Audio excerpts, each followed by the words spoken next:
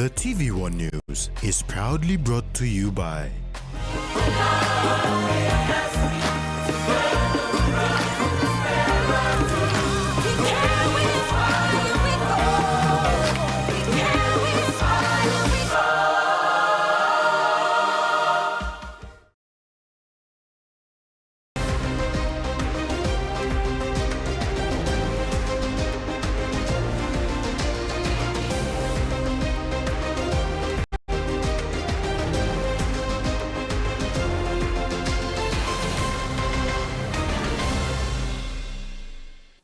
Hello, this is TVWAN News. I'm Jasmine Aerojak.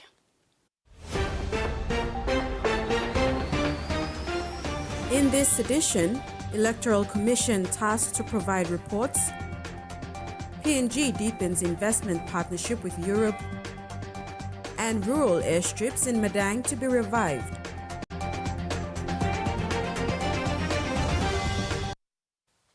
Prime Minister James Marape has put the PNG Electoral Commission on notice to report all the expenses during the previous elections.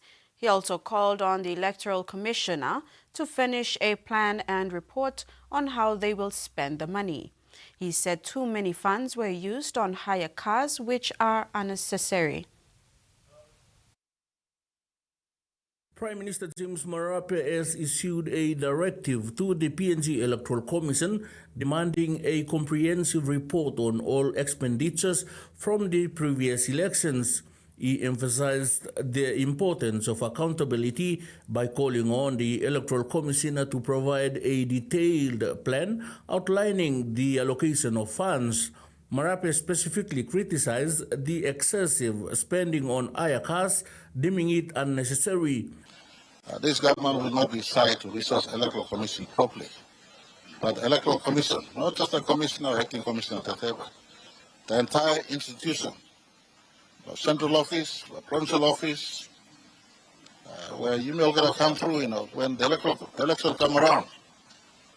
Suddenly, so many high car bills and so many things creeping. So we want to get through all itemized costs, probably including security costs, so that you use some good government money on correct places, instead of using opportunities like this, national events like this, for a cash spending. The Prime Minister also announced that 50 million kina has been allocated in this year's budget for election preparations, but he stressed the need for responsible and appropriate use of these funds. He said the government is committed to conducting transparent and fair elections and efficient management of resources within the electoral process. Election important. This year we put in, I think, 50 million kina in budget. Once they asked for 600 million kina, people are putting 50 million kina in budget. I've had word out to the Electoral Commission. I need clear visibility on where you are spending this money. Hire car to us. Can expense to us. Clear visibility where you are spending money. Money na po namin TVWAN ba you to me like this law one time headline talk. The country deserves for you to tell the country based on your experience in the past. The Prime Minister also announced that the appointment of a new electoral commissioner will be made soon, assuring the public and stakeholders that steps are being taken to fill this important role effectively. I want this process to be retired ASAP or added to us, because I'm in the interest of all of us to have certainty and leadership over the important constitutional office and can start making work for preparation for elections. Freddie Mo, TVWAN News. Prime Minister James Marape has strongly disagreed with clan or block voting practice in the country, especially in the Highlands region. He said such practices create chaos and differences among the people. Prime Minister James Marape has expressed strong opposition to the practice of clan or block voting, particularly prevalent in the Highlands region of Papua New Guinea. He emphasized that such voting practices do not reflect genuine leadership mandates and instead foster chaos and division among the populace. As part of our 50th anniversary going forward, We must all have a fair go. Election opportunity fair for all parties. All people have a fair opportunity to cast vote. We're looking at the security apparatus too. Plenty of people Highlands, especially one-day polling creates tension. We're in a mad rush to complete voting in one day. Sometimes people circumvent the process. So, Mr. Speaker, I'm like some. Look good. So instead of one day, each province must be given a fair opportunity. 2-3 days, staff good, security staff good. Now, instead of block vote or clan vote or saying looking complete day, electoral. Marape also highlighted the need for more inclusive and democratic electoral processes that prioritize individual choice and representation rather than aligning with clan loyalties. He believes that addressing these issues is crucial for promoting unity and effective governance in the country. When you have only one day to vote, helicopter brings into remote areas at 11 o'clock, helicopter have to uplift by 2 o'clock. What do you expect 1,000 people to do? So they have to say, all right, you may agree to clan vote now. Clan must vote or something. And it's about time we break this, so we will make sure security is properly staged and protect that sanctified right of people to vote. That's Section 50. Every person must be given a right to vote in 2027. November clan vote or block vote or cancel. Freddie Mo, TVWAN News. The government has allocated about 1,700 hectares of state land to the National Capital District Commission to subdivide and provide the necessary urban infrastructure and low-cost housing to assist people evicted from settlements in the city. Deputy Prime Minister and Minister for Lands John Rosso announced this today in Parliament. Rosso said this land allocation to NCDC is for the purpose of subdividing and developing essential urban infrastructure as well as providing low-cost housing.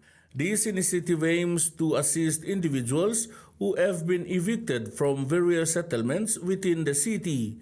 He emphasized the government's commitment to addressing housing needs and improving living conditions for those affected. Lands has given 1,700 hectares, Mr. Speaker, to NCDC so that they can be able to subdivide and provide the necessary urban infrastructure and low-cost housing that can be associated with assisting a lot of our people that have been evicted from certain settlements that they have been sitting on. So they can also be screened through the NCDC system to see how they can be able to assist hard-working taxpayers in the lower income bracket. Rosso further acknowledged the leadership of NCD Governor Powes Pakop and Member for Mosby Northwest John Kaupa for their effort in continuously working with the Department of Lands to cater for those evicted settlers. However, he said stringent guidelines and criteria will be used to allocate portions of land. Na Trango, commendations go to Governor Blumi, who runs a tight ship and a hard job, and also commendations to people like Honorable Kaupa, who tries to find solutions, to help our little people. To help our little people. They call him King of the Settlements, Mr. Speaker, and he is truly a King of the Settlements. Mr. Speaker, our little people, people who cannot afford the 500,000, the 400,000 kina homes, this work is geared towards assisting them. Freddie Mo, TVWAN News. Northern Governor Gary Juffa has called on the government to provide housing for all public servants in the country. Juffa made this call today in Parliament during grievances debate. Northern Governor Gary Juffa has urged the government to ensure housing for all public servants across the country. He made this appeal today in Parliament during grievances debate, highlighting the importance of stable housing and improved living conditions for public sector workers. Juffa's call reflects ongoing concerns regarding housing access needs for public servants across the country. First and foremost, another thing that should be also mandatory is housing for the public servants. You've got to review the welfare and benefits of the public servants that we want to be out there doing this type of work. We want to attract the best in the public sector. We're not able to do that right now. Why? Because we aren't able to take care of them. They don't have decent housing. They don't have decent conditions. They don't have health care. But we expect them to turn up to work and be loyal and patriotic and build this nation. How? With what? He said the government need to review the welfare and benefits of public servants who will be carrying out tasks assigned by the government. He stressed that lack of decent housing and welfare of public servants result in lack of confidence affecting work in this sector. If you look at before independence, the average public servant in Papua New Guinea, every district and station that you went to, they were thriving.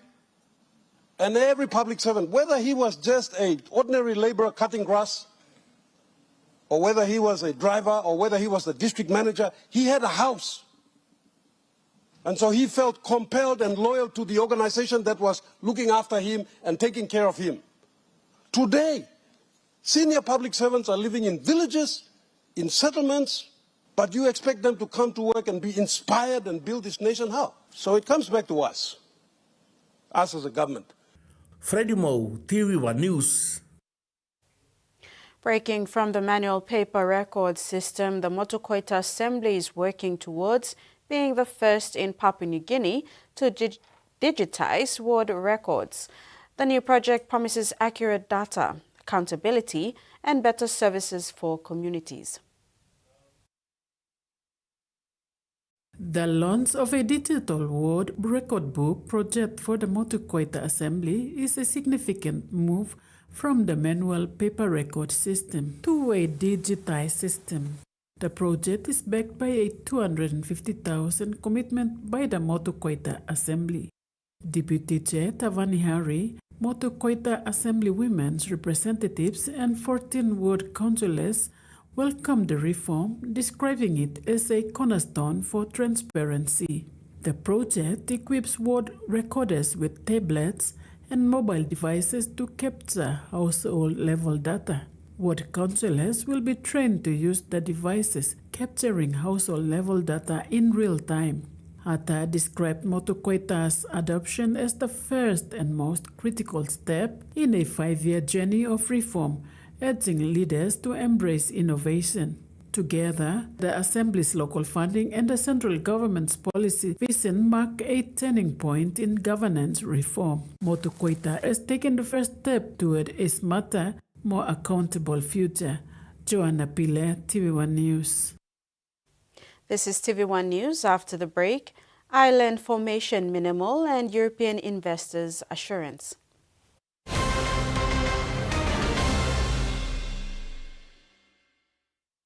For too long, banking has felt out of reach for many. But now, BSP's One-Took Wallet is here to change that. Send and receive money, pay bills, and top up. It's your money, wherever, whenever. Because at BSP, we are committed to improving how our customers connect to our One-Talks, to our family, to the ones we love. BSP's One-Took Wallet. Money made easy. Dial *131# for everyone.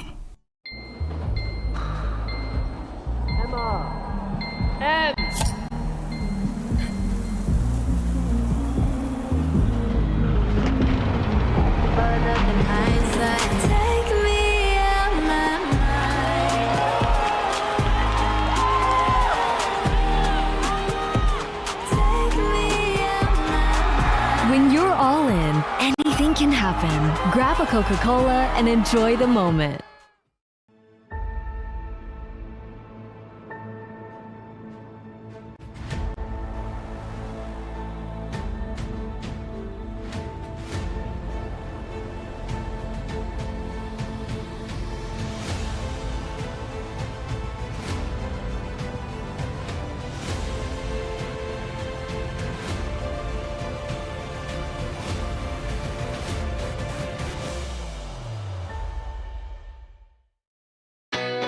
A true champion is measured by their courage, their determination, and their passion to never give up and to always keep trying.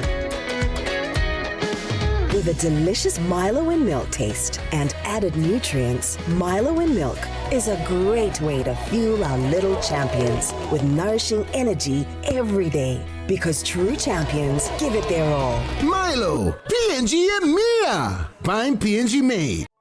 The PNG LNG project has now generated more than 30 billion kina for Papua New Guinea since production commenced. Nearly half of this amount has been paid as tax. Equity distributions are paid to KPHL and MRDC based on the interest they hold. Tax is paid to the IRC, while development levies and royalties are paid to DPE. New Fabuloso Multi-Purpose Cleaner with an irresistible fragrance that lasts all day long, creating a field of flowers in every corner of your home with an irresistible fragrance that lasts and lasts all day long. Fabuloso Irresistible Fragrance. Discover your home away from home at the Sidla Bay Hotel in Lorengau, Manus Province. Whether business or leisure, our modern amenities, delicious local cuisine, and serene surroundings will make you feel right at home. Book your stay now. Call 7496-3232 or email reservations@sidlabayhotel.com.pg. Sidla Bay Hotel, where your Manus adventure begins. I feel like God is giving me this opportunity. 6 strangers give up everything to become Amish. Ew. I'm escorting you off the property. Kidding me right now? Suddenly Amish, tonight 9:30 on TLC. Welcome back.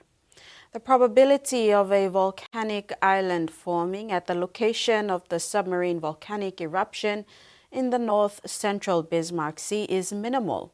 The Rabaul Volcanic Observatory confirmed that it is possible it has built a seamount as a cone of debris around the vent, but is only small in size. It will only form an island if it resumes high levels of activity for a long period, but says this is unlikely.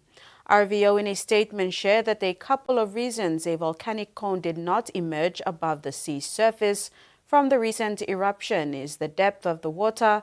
The eruption was small, and so there wasn't sufficient volume of eruptive action to reach the surface, and the duration of the eruption was short. RVO confirmed that there are signs the eruption is nearing its end. This may be just a lull before another pulse of activity, or it could signal the end of a one-off event. Around 400 participants, including more than 40 representatives of European companies, will fly into Port Moresby and take part in the 5th European Union Papua New Guinea Business Forum next week. Over 2 days, participants will explore how to translate a bilateral trade relationship worth more than 5 billion kina annually into deeper investment partnerships and new commercial opportunities in different sectors.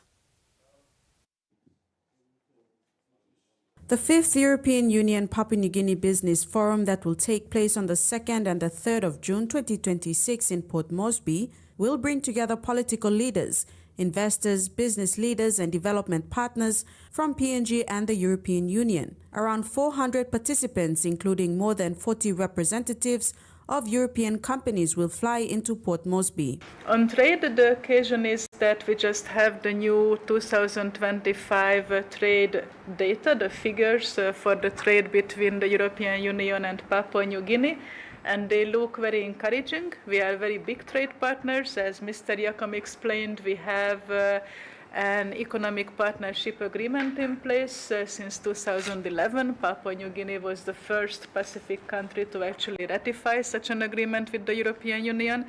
And looking at the figures, it is really benefiting Papua New Guinea and us in the sense of buying a lot of products from the country. Chief Trading Officer from the National Trade Office shared that international partnership is critically important, especially for PNG's agriculture sector that has great investment potential.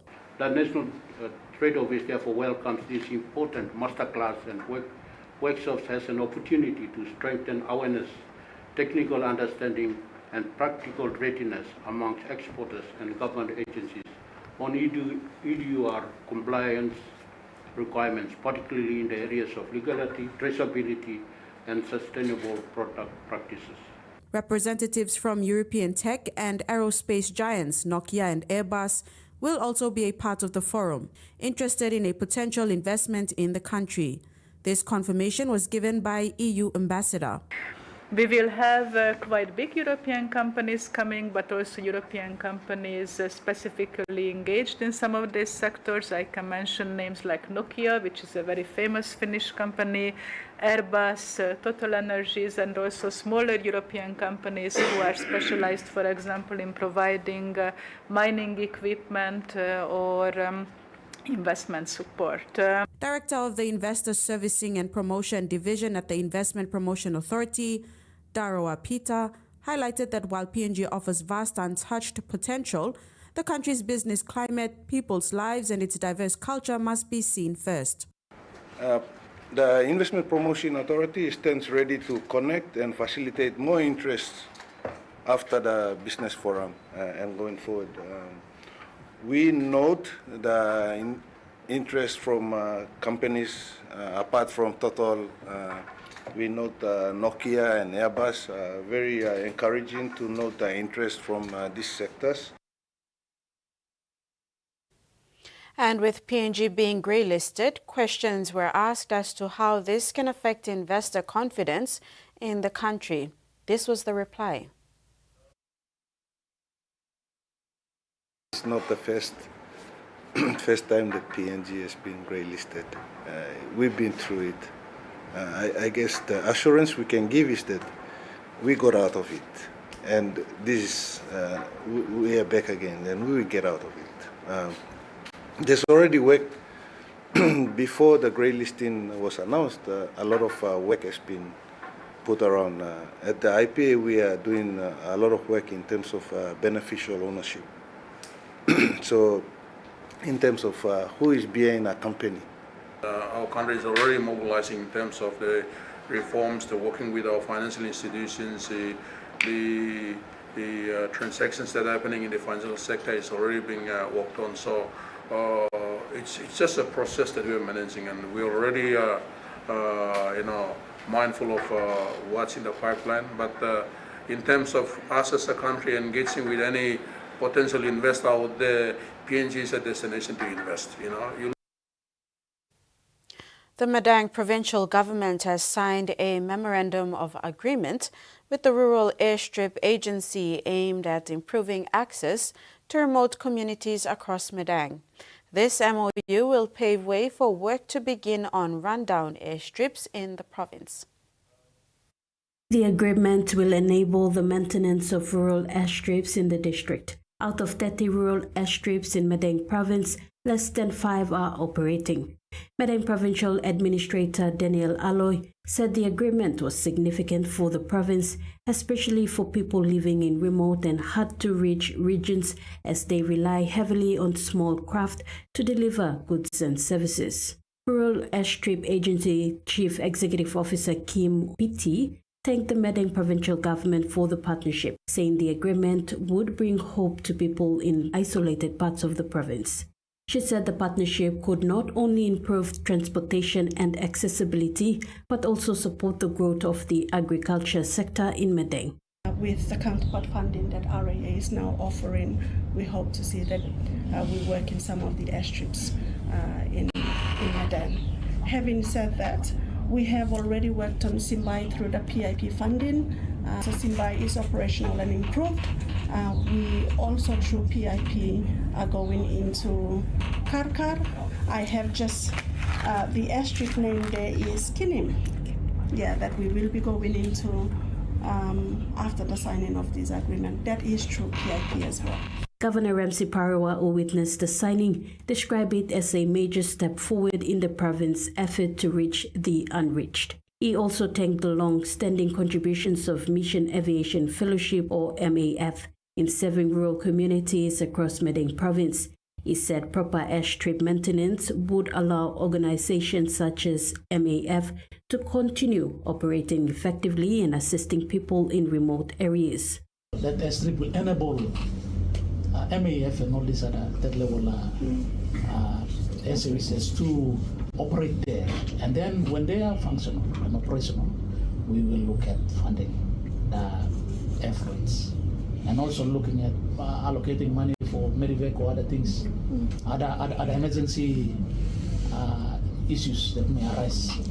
Meanwhile, Simbai LLG President and Chairman for Works and Transport in the Medang Provincial Executive Council, Nini Maya Kappa, welcomed the signing, describing it as a positive development for rural communities.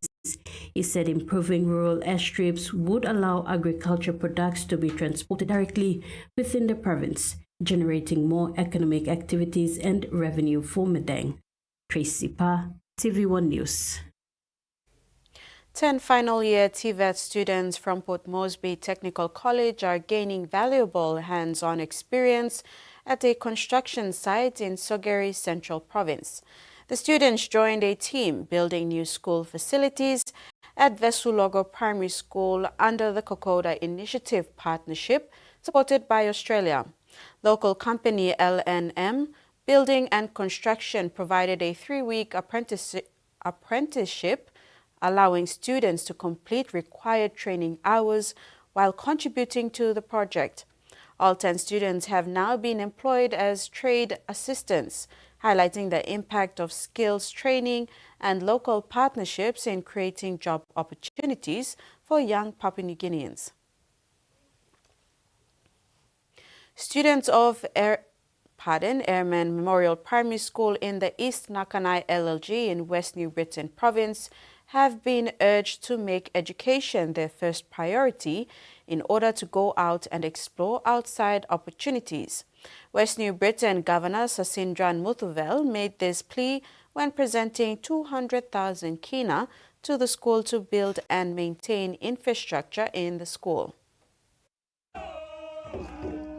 Airman's Memorial Primary School will be elevated to a junior high school next year, and more classrooms are needed to accommodate this. Governor Muthuvel said the school has a rich history and encouraged their students to dream big and focus on their studies, get out of the province, and explore opportunities the world offers. Government responsibility below Yumi, making sure this school and me come up on time on good quality school. So Yumi must negotiate one time district below Yumi, provincial government below Yumi, tax credit below Yumi, now come up in good school for these 1,000 children, studying here. The school was initially built by a former U.S. Air Force soldier, Fred Agasmia, in 1962 and 63, and classes started in 1964. Mr. Agasmia was shot down over Nantabu, and he was saved by the villagers of Noau and Volulu, who nursed him back to health. The villagers sheltered him from the ongoing search being carried out by the Japanese soldiers. He eventually returned to the U.S., but never forgot the people of Nakanai. He returned in 1960 and built the Airmen's Memorial Primary School at Evase, including a health center, which was later moved to Biala and is now the Biala Health Center. All beginning, education, is based on us blogger or something.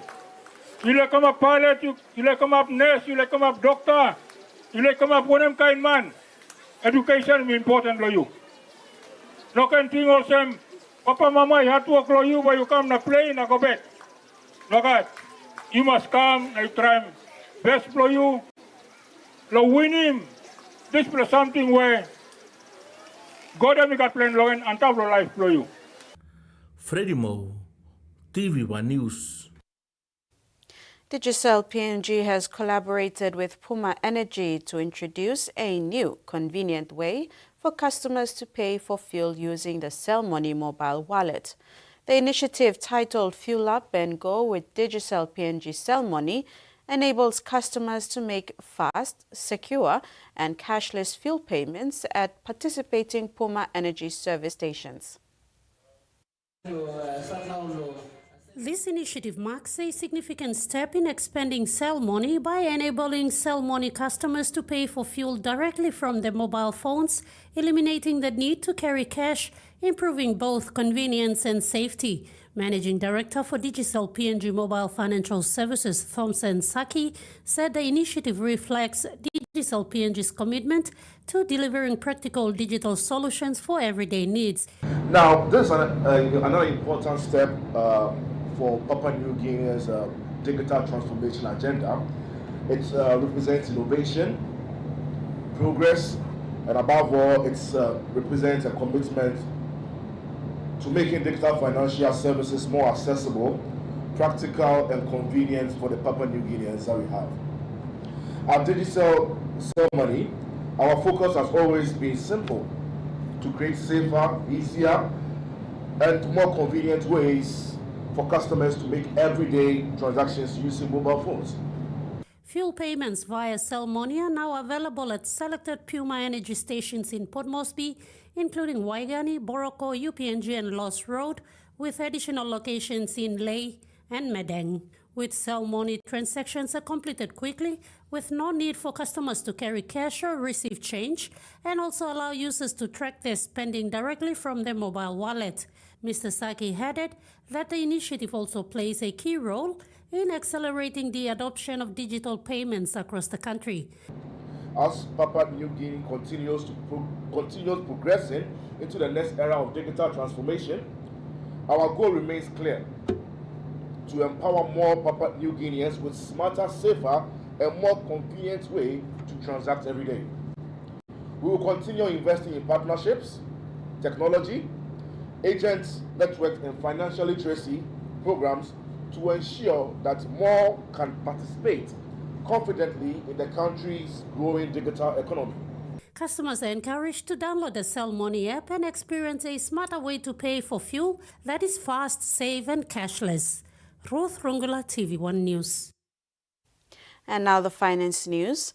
The kina closed unchanged at $0.2293 in the interbank market. At Bank South Pacific, our kina was buying $0.2218 $0.3069 Australian dollars, $0.1827 euro, and 35.12 Japanese yen. Looking at commodity prices at New York close, all closed lower except palm oil closed higher. And on the stock market, the Dow Jones closed higher, ASX closed lower, and all ordinaries closed lower as well. TV1 News continues after the break. Stay with us.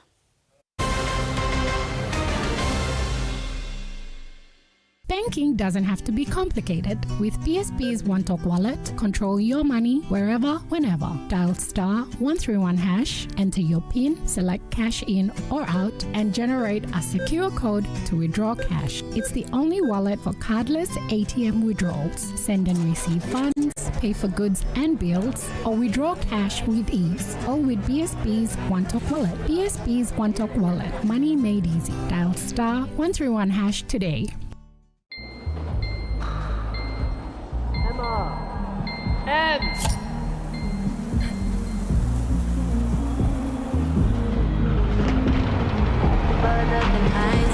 take me out my mind.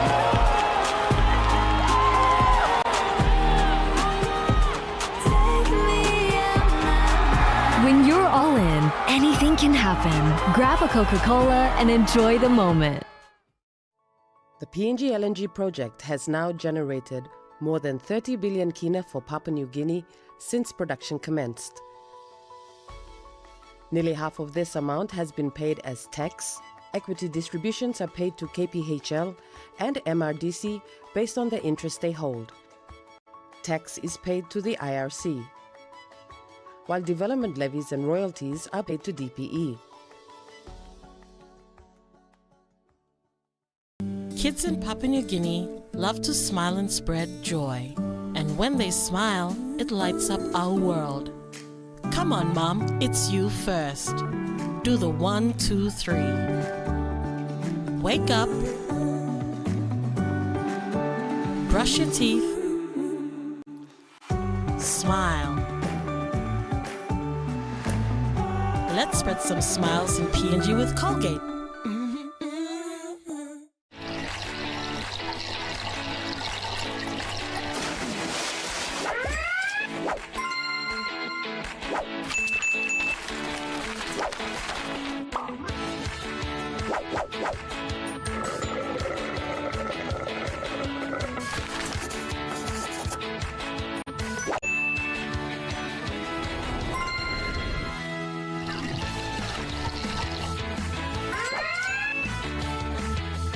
You sabi to awesome condom and one way where you can abuse him sick HIV, STI na unplanned pregnancy. Ting him, use him condom long right way. Stop safe na look out him you yet. Use him condom all get a time. Suppose you know sabe long HIV status long partner blog you or suppose you got plenty partner. Use him condom good all get a time. Long haborus him sick HIV, STI na unplanned pregnancies. Use him condom banis him you yet na future blog you. This platok sabe ikam long National AIDS Council Secretariat. You have to meet my best friend. She's the sweetest. Hey, check out my hair. Which one? The one on your head or the one in the sink? Relax. Next time, just use the Mega Growth Anti-Damage Relaxer. It's infused with wonder oils and conditioning proteins for visibly less hair breakage after retouching. Now your hair looks great. Thank you. Mega Growth Anti-Damage No Lacquer Relaxer for visibly less hair breakage after retouching. Thanks for staying with us. The UK Royal Navy's offshore patrol vessel HMS Tamar has docked at Port Moresby's Old Container Wharf for a 3-day stopover from the 26th to the 28th of May as part of its Indo-Pacific deployment and ongoing engagement with the PNG Defence Force.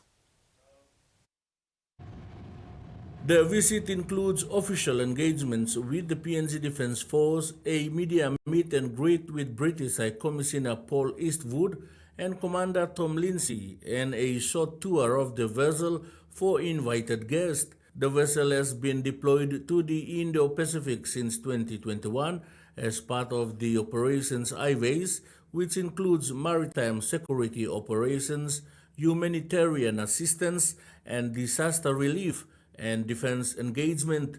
Commander Lindsay says the stopover highlights UK's commitment to working with Pacific partners on maritime security, disaster response, and regional stability. Indo-Pacific, demonstrating a continuous presence of not just the UK defence but also the UK government importance of the region since 2021, having left the UK all those years ago. Since then, the ships have covered the entire operating area from Japan all the way down to New Zealand in the south, as far west as Malaysia, and as far east recently for us as Pitcairn Island out in the centre of the Pacific. He said the significance of this stopover highlights the two countries' bilateral relationship in the Pacific region, connected by sea, and a shared commitment to global trade and maritime security preparedness. Is at readiness to deliver a humanitarian aid and disaster relief capability.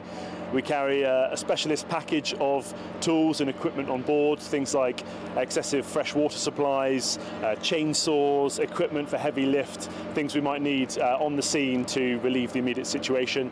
And we also carry with our own ship's boats an ability to project from the sea into a disaster relief area to provide that initial assistance. He further outlined the ship's capabilities. The itself is primarily designed for maritime security, policing and exclusive economic zone enforcement operations.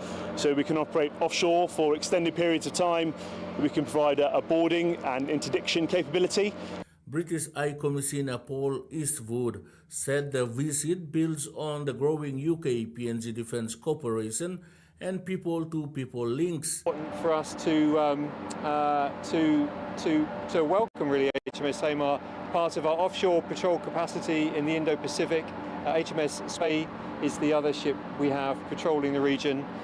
Lieutenant Colonel Matthew Williams, Deputy Defence Force Advisor to PNG, said the stopover follows the Ship Rider Agreement MOU signed with PNG in 2025. We are looking for opportunities to, as we would say, operationalise that MOU, and I think develop the relationship we have with the PNG Defence Force, but also alluding to Commander Tom's point about being a maritime capability and nation.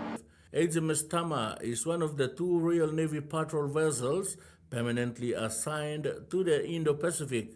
The ship has been conducting patrols and joint activities with regional navies since 2021. The vessel departs Port Moresby today for its next regional engagement. Freddie Moe, TVWAN News.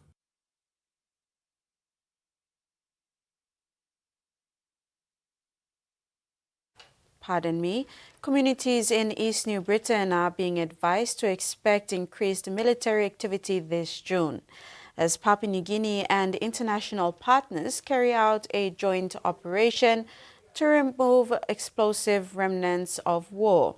From June the 1st to the 20th, teams will locate and safely dispose thousands of World War II-era bombs, grenades, and artillery shells across Gazelle, Kokopo and Rabaul. Eastern Highlands' first CMOL, Undong or SMU, a community-driven development model adopted from South Korea, was officially launched in Eastern Highlands Province last week. The program aims to train people from across the country to improve village life, promote self-reliance, and strengthen rural communities. The facility was officially opened on May 22 by the Department of Provincial and Local Level Government Affairs Secretary Philip Leo, witnessed by provincial leaders from across the Highlands region. The ceremony also marked the opening of the community houseman, a symbol of unity and leadership under the SMU program. Already, the program is delivering real impact on the ground, with women producing merry blouses and men's clothing using new sewing machines, some now reaching markets in South Korea. At the same time, the community is benefiting from improved street lighting and from locally produced chicken feed made from cocoa, which supports small-scale poultry farming. The SMU concept, adopted from South Korea, focuses on self-reliance and community-driven development. Joanna Pile, TVWAN News. Turning abroad, in Australia, inflation is falling. That's the good news out today, largely due to the government's cut to the fuel excise, softening the petrol price shock. But economists are warning it could get worse in the months ahead as the war in the Middle East begins to impact prices in other sectors, meaning interest rates could still rise later this year. It's got really oily skins. You can use the skins and the juice together. Whichever way you cut it, price hikes are hard to swallow. The food is so expensive, yeah, As definitely. we literally just bought food, but like, genuinely, I probably just spent $30. But everything costs more, you just gotta cop it. Annual inflation fell from 4.6 to 4.2% in April, but the measure the RBA watches closely, that strips out the most volatile price moves, nudged up. As energy rebates ended, power prices surged. Rent increases also contributed to annual inflation, and the cost of building new homes accelerated because of rising material and fuel costs, which also drove up postal services. But fuel prices did fall in the month after the excise was halved. The government's decisive action to slash the fuel excise is helping to take some of the sting out of price pressures from the conflict. Australian households are doing it tough. They're paying higher prices at the supermarket, they're paying higher prices in their mortgages. The problem for the Reserve Bank is that underlying inflation is rising and stuck above its target band of between 2 and 3%. While the expectation is that the central bank will keep rates on hold in June, mortgage borrowers may not be out of the woods just yet. Well, we do still expect them to raise rates in coming months, just not in June. And that will add further pressure on those with loan repayments. Saving up for a home, by any chance? No. Okay, so will you eventually? I hope so, yes. Yeah. Okay, how will you do that if you're just breaking even? It's a later problem. Testing times for many as the inflation energy shock ripples through the economy. And that ends the news segment. Sports is next. Stay with us.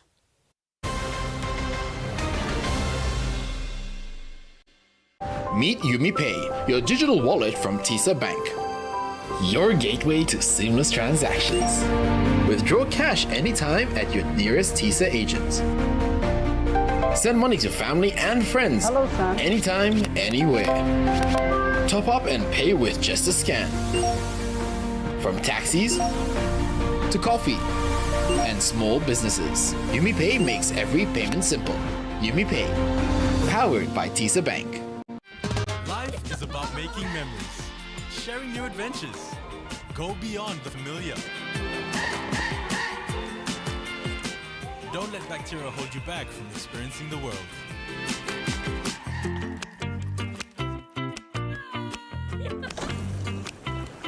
Protex uses natural antibacterial protection with flaxseed oil and eliminates 99.9% of bacteria.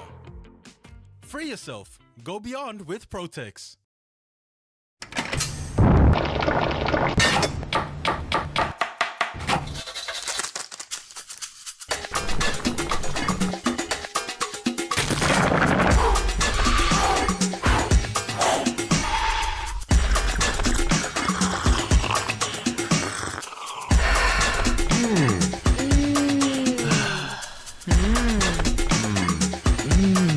Snacks noodles. Tastier, but you like it more.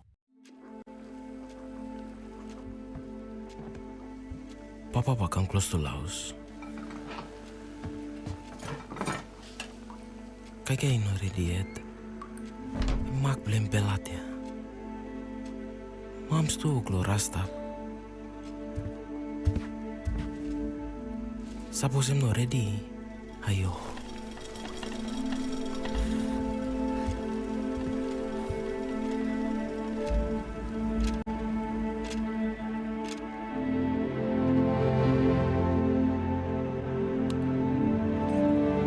Lepas him lo paps.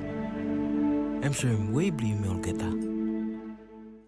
Back-to-back premiers for the first time ever in AFLW. 2 years undefeated.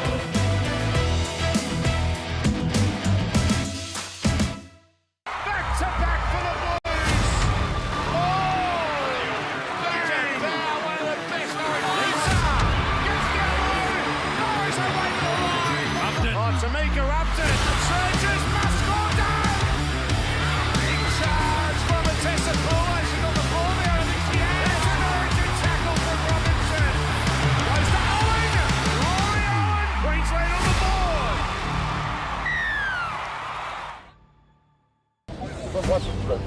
Tune in to Scope this Sunday at 7 p.m. on TVWAN.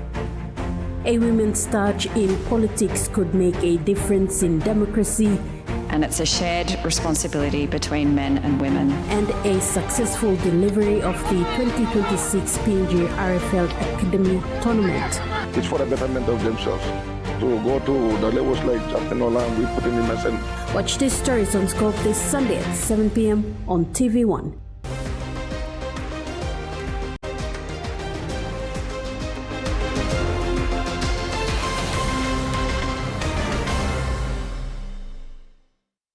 Welcome back. We start our sports segment with the State of Origin Game 1 last night. The New South Wales Blues secured victory in the opening State of Origin match, defeating the Queensland Maroons 22-20 in a tightly contested finish. The encounter went down to the wire, with James Tedesco scoring the match winner. The Queensland Maroons started the game in the typical Maroons fashion. They put solid defensive work to suffocate the Blues before the rookie playmaker Sam Walker grabbed his Roosters teammate Robert Toya for the opening try. The Queensland skipper, who's never been beaten, captain of the Maroons, Walker with a care, going to be a try to Toya. That's what everyone feared from the New South Wales perspective. The short kicking game of Sam Walker yields the first try. They continued with another try minutes later. Again, it was Walker sending over his prop Thomas Flagler under the upright for the second try. Connor, play 5, Harry Grant, he scored 2 Origin tries. He nearly got a third. He's over! What a story! Big Tom Flagler! Blues had no answer to the continued onslaught as Billy Slater's men extended the margin to 20 to take the commanding lead. Towards the final minutes of the first half, New South Wales Blues registered their first point for the game through Canberra Raiders gun Hudson Young. Murray plays it. Robson through Radley. A kick here by Cleary. A chase by Hudson Young. They drag one of them back. The second half was tense as expected, with both teams testing each other's middles and edges. The score remained 26 in favour of Maroons until this incident. Riley Cleary pops up on the left-hand side. He goes to Strines. There's a money ball. Kohler, the speed man. He's off down the wing. He's lost the ball in the tackle. Look at the man who got over. No. Is there a high tackle? Is there some impact above the shoulder? I think it's a shoulder charge.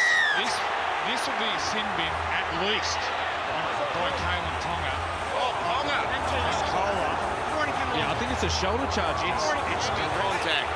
He threw himself into this. The shoulder charges makes direct contact to the head.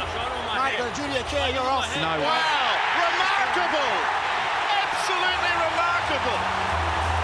Well, with the last couple of years. After Ponga was sent off, Blues took the grip of the game and dominated the contest for the remainder of the match.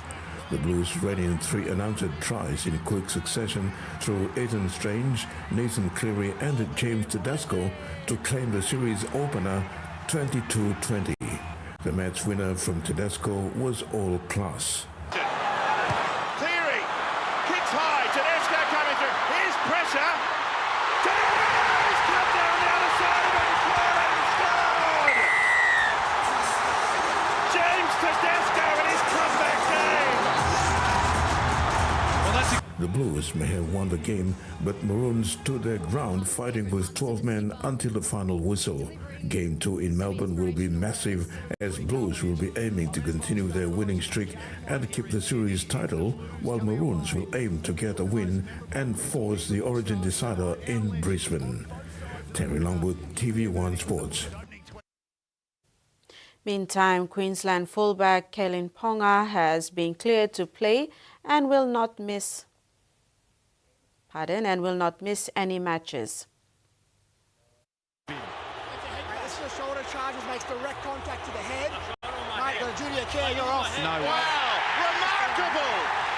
Absolutely remarkable. Following his controversial send-off in State of Origin Game 1, Maroons fullback Kalen Ponga avoided suspension and was only issued a fine for a Grade 2 shoulder charge. The match review committee slapped Ponga with a $6,900 fine, which he can settle with an early guilty plea. Because judicial codes for representative fixtures feature different loadings, he has kept the multi-week NRL ban he would have otherwise faced. He is confirmed to be available for both the Newcastle Knights' upcoming NRL fixture and the Maroons Game 2 in Melbourne. Terry Longwood, TV1 Sports.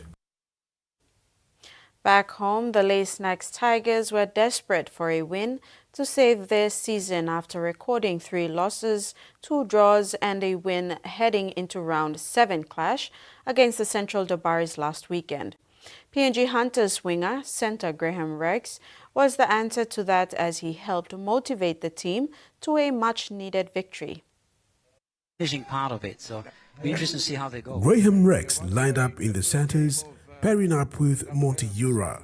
The Hunters were on the bye, and he replaced Errol Gaitu, who played in the centre before. Rex was dominant from the get-go in both attack and in defence, proving handy for the Dabaris' right edge. His opposite, Junior Hockey, was equal to the task, but the impact and energy Rex brought into the club was noticeable. The Tigers' senior player Joshua Lau, in a post-match media opportunity, openly expressed how grateful he was to have Rex back in his team and the impact he had on the game. Lau added that the experience his centre gained playing for the Hunters was visible on the field, as his attacks and defence was on all different levels.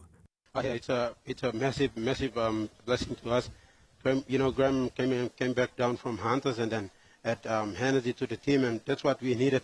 We really needed that win to get our win continue into our season. So it's good to have Graham back playing with us and contribute. Graham is expected to line up in the Tigers' colours yet again this weekend as the Hunters sit out on bye again this round. The defending Digicel ExxonMobil Cup champions have now won only 2 from their 7 games to start the season. They will be expected to put on another spirited performance against the Port Moresby Vipers this weekend to continue their hope for title defense. Rex Litter, TV1 Sports. After 8 weeks of fierce competition, the 2026 PNG RFL National Youth Under-19 competition has reached its climax. Central Dabaris topped Pool A, followed by Port Moresby Vipers in second place. Meanwhile, Lay Tigers dominated Pool B, with Mount Hagen Eagles securing the second spot.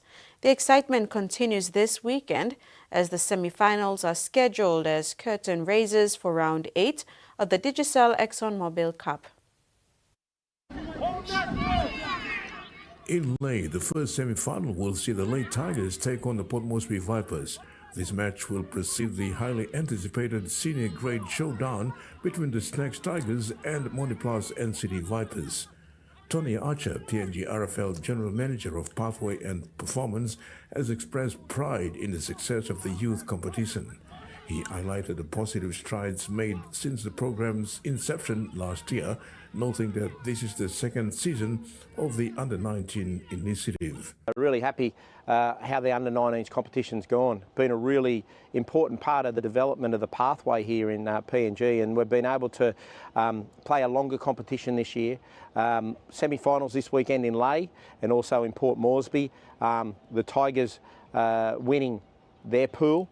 And the Dabaris winning their pool here in Port Moresby. So the semi-finals feature a crossover format. In addition to the Tigers-Vipers match in Lay, the Central Dabaris will host the Mount Hagen Eagles in Port Moresby. The 2 winners will advance to the grand final scheduled for the following week. So they'll play crossover semi-finals this weekend. So the Vipers will travel up to Lay and they'll be a curtain raiser to the Digicel ExxonMobil Cup game, which by pure luck have the 2 teams playing, which is the Tigers and the Vipers. And down here, the Dabaris will play the Hagen Eagles. Archer highlighted the significance of conducting a longer junior competition. This approach prepares players for the rigors of traveling and balancing school and work commitments, equipping them for professional play in the Digicel ExxonMobil Cup. As you can see, we're expanding the pathway competitions and our youth competitions, and they play such a crucial role in the development of rugby league as we go forward. But most importantly for those young men in this competition, they get to experience the travel, the playing, they're going back to school, they're going back to work, and then playing on the weekends, and that's all part of their personal development as much as their football development. As the teams gear up for the semi-finals, anticipation builds for what promises to be an exciting finale of the Under-19 season, paving the way for the future of rugby league in PNG. Terry Longwood, TV1 Sports. And that ends the sports segment. We'll now have the weather forecast.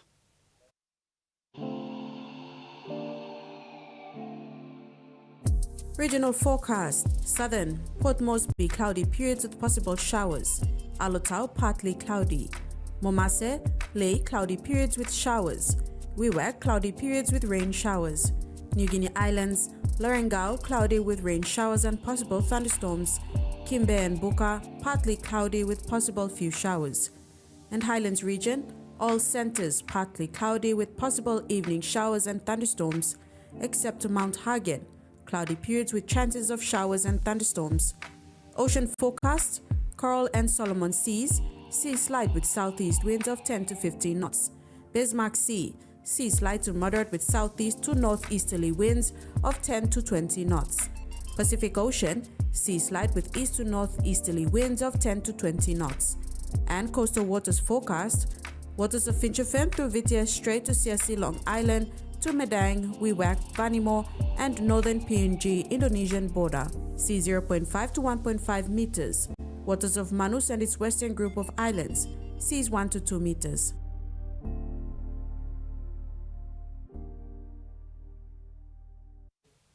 And that ends the news tonight. Thanks for your company. Good night.